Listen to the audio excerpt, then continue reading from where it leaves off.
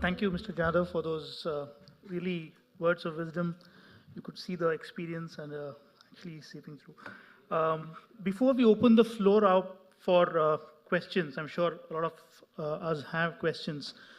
I thought I should just share a few thoughts on, one of the points was on the feedback loop. I think not enough of it is done in our country where judicial systems, whether it is high courts, or whether it is lower courts or the tribunals, analyzing behavior, the social, economic conditions that drive those disputes and fitting it back into the administration, absolutely very little of that is done. I think, sir, thank you so much for making that point. Just the last quick point here is, because this panel is about between the tribunals, the relationship between the tribunals and the high courts, what is the administrative or the oversight function of the high court with respect to the tribunals? Because constitutionally speaking, all the tribunals that operate in Karnataka do have to report to the high court, right? Now, so should the high court take a more active role in oversight, at least, of the functioning of so many of the tribunals that operate here? More so because, like how Arun made the point earlier in the morning, the tribunals act as bodies that adjudicate disputes between the citizens and the state, the executive, right? So there is a need for the judiciary to come in and see how these dispute resolution bodies, the tribunals especially, are disposing of cases, are behaving with respect to disputes against the executive or the political class. So I think that's a point that I wanted to make, that the High Court possibly should take a more active role in managing the tribunals from an oversight, not really on interference or administration. I'm sure some part of it is already there, but from an oversight perspective, the constitutional mandate would be better served if the High Courts do have some say in functioning of the tribunals. So with this, I open the floor for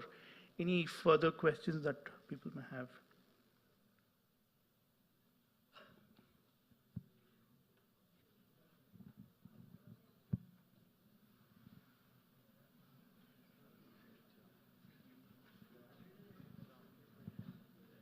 Sir, please keep your question very brief and pointed. No comments, please, only questions.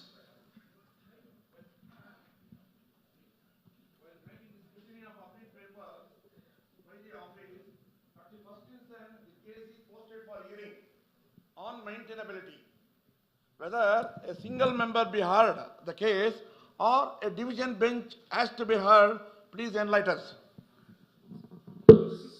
Sir, single bench.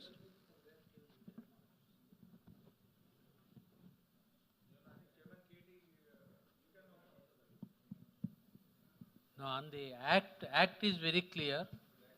Insofar as the granting of interim order also a single member can do.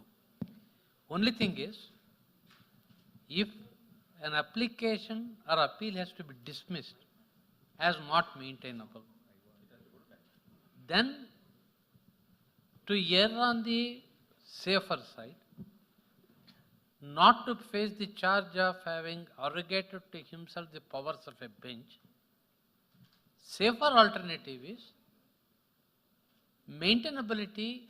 If it is to be held against the appellant, that should be heard by a division bench.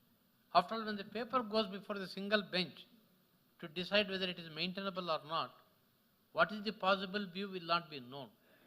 If the single member comes to conclude that I doubt its maintainability, then he in his judicial discretion will refer the matter to division bench. That is the procedure. Any other questions? Please, here we are not sitting to discuss individual cases. You wanted to know the procedure I have said. Thank you, sir. Any other questions? So I'm a bit lucky, there are not too many questions, so. So, right, I think with this we come to the close of the first day's thing. I'd request Registrar Ma'am to felicitate. Sir, you have some comments to make? Okay. May I request Nafisa ma'am to please felicitate our guests on the panel.